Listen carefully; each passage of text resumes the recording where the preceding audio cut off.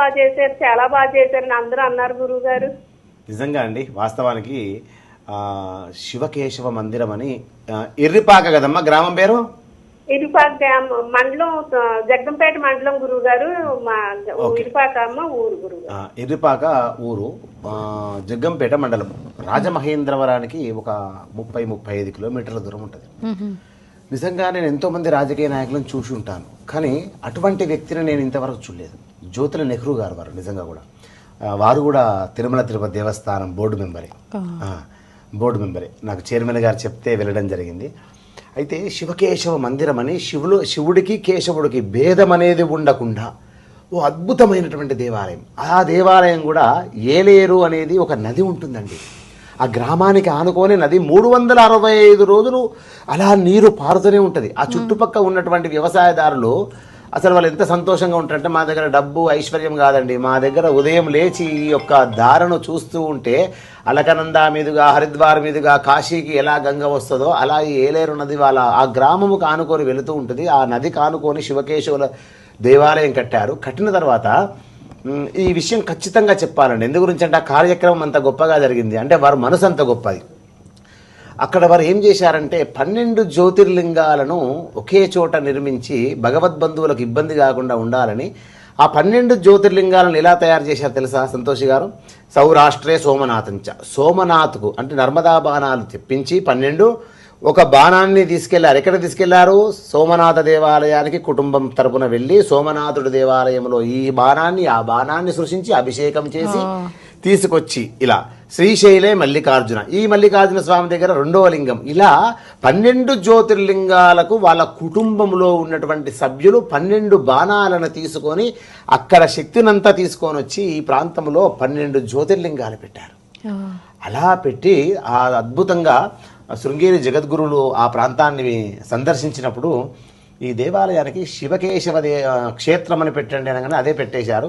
ఉదయం పూట ఆ దేవాలయము అలా తిరగంగానే ఆ ఏరులై పారుతున్నటువంటి ఆ నది శబ్దము వింటుంటే చుట్టూ ఆ చెట్లు, ఆ ప్రశాంతత, ఆ పక్షులు, ఆ పంచభూతాల సాక్షిగా ఎంత ఆనందం అనిపిస్తుంది. అటువంటి ప్రదేశంలో వారి పేరు జ్యోతుల నెహ్రూ ఎమ్మెల్యే గారు, ప్రెసిడెంట్ ఎమ్మెల్యే కూడా, వారు ఆధ్యాత్మిక రంగంలో ఓలలాడుతూ హిందూ సనాతన ధర్మాన్ని సంరక్షిస్తున్నారంటే వారిని చూస్తే చాలా అనిపించింది. రాజకీయ నాయకులలో ఇంత ఆధ్యాత్మికమా, ఇంత అద్భుతమా?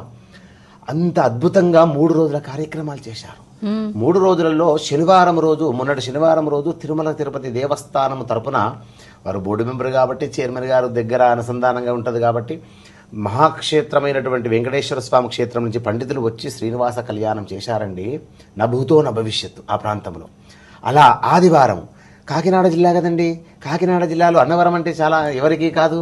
అన్నవరం క్షేత్రం నుంచి పండితులను పిలిపించి సుమారుగా ఒక 2000 జంటలను కూర్చుండబెట్టి సత్యనారాయణ స్వామి వ్రతము అందరి సమక్షంలో చేసి రమాసహిత సత్యనారాయణ స్వామి కళ్యాణం వరకు అద్భుతంగా చేశారు. అయితే మన TV5 హిందూ ధర్మం నిర్వహించేటువంటి శివపార్వతుల కళ్యాణం కార్తీక మాస శివరాత్రిలో చేస్తాం కదా, అలా 4-5 సంవత్సరాల కాలం నుంచి ఆ జ్యోతుల నెహ్రూ గారు వాళ్ళ కుటుంబము ఈ మన కళ్యాణానికి వస్తుందట. ఇద్దరు ఆ 5-6 సంవత్సరాల నుంచి అనుకుంటున్నట ఈ గురూజీ తోటి ఒక్కసారి అభిషేకం చేయించాలి, మనకు పరిచయం లేదు, ఎలా ఎలా ఎలా ఎలా ఎలా అని మొరపెట్టుకుంటే ఇప్పుడు చైర్మన్ సారు బోర్డు మెంబర్ ఇద్దరు దగ్గర కాబట్టి సార్ని అడిగారట, సార్ మీరు మొదటి రోజు శ్రీనివాస కళ్యాణానికి మా ఆహ్వానాన్ని మన్నించి వస్తున్నారు. సార్ వెళ్ళారు, చాలా అద్భుతంగా సుమారుగా 3 గంటలు కూర్చున్నారు. మన హిందూ ధర్మం ఆధ్యాత్మిక ఛానల్ కూడా లైవ్ ఇచ్చింది. ఆ రోజు సార్ని అడిగారు, అదింత మాట మన గురువు గారు తప్పకుండా అని చెప్పి ఒక మాట చెప్తే నేను ఆదివారం బయలుదేరి వెళ్ళానండి. సోమవారం ప్రొద్దున పోయి అక్కడ ఏవైతే కార్యకలాపాలు నేను పూర్తిగా చేసుకొని సామాగ్రి చెప్తే ఎంత సామాగ్రి చెప్తే అంత సామాగ్రి తీసుకొని వచ్చి సాయంత్రం 6 గంటలకండి నేను వస్తున్నానని కొంత ప్రచారం చేశారు. ఈ ఇన్స్టాగ్రామ్ ఇవన్నీ ఉంటాయి కదండి. అయితే ఆ ప్రాంతంలో మన భక్తులు ఎక్కువ, నా ప్రోగ్రాం చూసే వాళ్ళు ఎక్కువ. శనివారం రోజు ఒక 8,000-9,000 జనాభా ఉంటే ఆదివారం రోజు 9,000-10,000 11,000 జనాభా ఉంటే సోమవారం రోజు నాకు తెలిసి 45,000 నుంచి 55,000 మంది కిక్కిరిసిపోయారండి. అంతే. అంటే మన శివపార్వతుల కళ్యాణం చేస్తే అంత పెద్ద గ్రౌండ్ ఎలా నిండుతుందో అలా నిండిపోయింది. పోలీసు వాళ్ళు భయపడిపోతున్నారు, ఎక్కడ ఏమవుతుందో. అంటే స్థలం ఆ గ్రౌండ్ చిన్నగా ఉందన్నమాట. అటు పోతే నది, ఇటు పోతే గ్రామం, భయాతి భయంకరం కదా. రోడ్లు చిన్నగా ఉన్నాయి, అదొక గ్రామం కిందికి. ఇప్పుడు కదా మనం కైలాసపురం ఒక మారుమూల గ్రామం అలా ఉందన్నమాట లోపలికి. అక్కడ అభిషేకం స్టార్ట్ చేశామండి. ఆ అభిషేకము రోమాంచితం. నాకు అనిపించింది, అనొద్దు కానీ మనం టీవీ ఫైవ్ తరపున అభిషేకం చేస్తాం కానీ అంతకంటే బాగా వచ్చింది అన్న ఫీలింగ్లో నేనున్నాను. అంత అద్భుతంగా వారు కుమారుడు కాకినాడ జిల్లా తెలుగుదేశం అధ్యక్షులు, వీరు ఎమ్మెల్యే గారు 4-5 సార్లు గెలిచారు, బోర్డు మెంబర్గా కూడా 2-3 సార్లు ఉన్నారు. వాళ్ళ కుటుంబంలో రోజుకు ఒక 500-600 మంది భోజనం చేస్తారటండి మా ఇంట్లో. ఆ అమ్మ పేరు మణిదేవి, ఎవరి ఎమ్మెల్యే గారి భార్య పేరు. కానీ అందరు ఏమని పిలుస్తారు తెలుసా? అన్నపూర్ణాదేవి అని పిలుస్తారట. అమ్మ పేరేంది? అమ్మ అన్నపూర్ణాదేవి. అంటే ఆ కుటుంబంలో బీదవాడు ఓని, ఉన్నవాడు ఓని, గుడిసెలో ఉన్నవాడు ఓని, ఎవరు అయినా సరే ఆ సారు పక్కన ఉన్న కుర్చీలో కూర్చొని సారుకు ఏ ప్లేట్ పెడితే అదే ప్లేట్ పెట్టి భోజనం పెడతారట అండి. అది ఆధ్యాత్మిక, అది ప్రేమ, అభిమాన, ఆప్యాయతను రాగాలు. అందుకే అన్నిసార్లు ఆ ప్రజలు గెలిపిస్తున్నారంటే మామూలు విషయం కాదు కదా.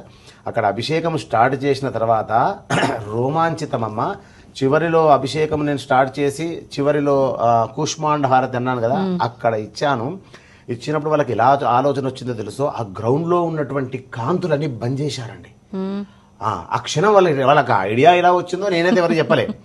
ఆ క్షణములో లైట్లన్నీ అలా మటుమాయమైన క్షణము, ఆ యొక్క చీకటి కాంతులలో 3 కూష్మాండ హారతులు ఒకటేసారి ఇస్తే, ఒక దాంట్లో ఓంకార దర్శనం, ఒక దాంట్లో స్వస్తిక దర్శనం, ఒక దాంట్లో శివనామాల దర్శనం. నేను చెప్పేది ఊరికే చెప్తలేనండి, చూశారు వాళ్ళందరూ. ఆ అమ్మాయిని అడిగండి. ఇంకా అంత అద్భుతమైనటువంటి దర్శనం చేసుకుని నేను సుమారుగా 11 అయిందండి. అప్పుడు మళ్ళీ శివపార్వతుల కళ్యాణం చేశాం, 12:30 అయింది. ఆ స్టేజీ నుంచి నేను బయటికి రావడానికి 4 గంటలు పట్టిందండి.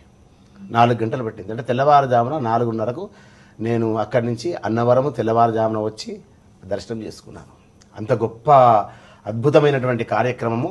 ఆ భగవద్బంధువుల ఆ తన్మయత్వం చూస్తే అమ్మ నాకు అనిపిస్తుంది, చేతులు ఇలా పెట్టండి, ఇలానే పెడతారు. మళ్ళీ చెప్పే వరకు ఇలా పెట్టండి, ఇలానే పెడతారు. తర్వాత ఇలా చూపెట్టండి, ఇలానే చూపిస్తున్నారు. మళ్ళీ గురువుగారు చెప్పే వరకు మనం దించొద్దు. మన గురువుగారు ఏమనుకుంటున్నావు, రోజు హిందూ ధర్మం చూస్తలేవా? అలా కిక్కిరిసిపోయారు. నేను నమశివాయ అంటే నమశివాయ, మెల్లగా అంటే మెల్లగా, స్పీడ్ అంటే స్పీడు, కైలాసానికి వినబడాలంటే వినబడాలి. అంత అద్భుతంగా అండి. సుమారుగా ఒక అన్ని వేల మంది భగవద్బంధువులకు ఇంత ఇబ్బంది లేకుండా ఆ పరమశివుడు అమ్మవారు చక్కగా అందరికి వరమిచ్చి పంపించింది. అమ్మగారు లైన్లో ఉన్నారా? మా లైన్లో ఉన్నారా? ఉన్నాను గురువు గారు. మీరు ఇంటికి వెళ్ళేసరికి ఎంత అయింది గురువు గారు? 2 అయింది గురువు గారు. అందరు వెళ్ళారు. అమ్మా ఎంత సంతోషం వచ్చిందో, నాకు పట్టలేని సంతోషం వచ్చింది. మళ్ళీ నేను పంపాను మీ దగ్గరికి, నేను వస్తాననుకో, అందరినీ వదిలేసి మేము 60 మంది వచ్చాం బస్సుకి గురువు గారు. మరి ఒక ఊరు కాదండి, సుమారు కాకినాడ జిల్లా మొత్తం తరలి వచ్చిందండి సంతోష్ గారు. ఎన్ని బస్సులు, ఎన్ని కార్లు, ఎన్ని బైకులు, అసలు కిక్కిరిసిపోయింది. అసలు ఒక కారు బయటికి రావడానికి సుమారుగా 2 గంటలు పట్టేదండి. పోలీసు వాళ్ళు ఎంత శ్రమ చేస్తారు. అంత అద్భుతంగా నేను వెళ్ళే సమయానికండి ఆ పుణ్య దంపతులు, ఎమ్మెల్యే గారు వాళ్ళ కొడుకు, 2 దంపతులు వచ్చి నా 2 చేతులు ఇలా పట్టుకొని, చాలయ్యా గురువుగారు, ఈ జన్మకి ఇది చాలు, ఈ కాకినాడ జిల్లాని ఇంత పావనం చేశావు, ఇది చాలు, నా అసలు నేను ఊహించిన దానికంటే ఒక 200 రెట్లు ఆ ఈశ్వరుడు సేవ చేసి మమ్మల్ని పునీతులను చేశావు అన్నాడు. నిజంగా చాలా ఆనందం అనిపించింది.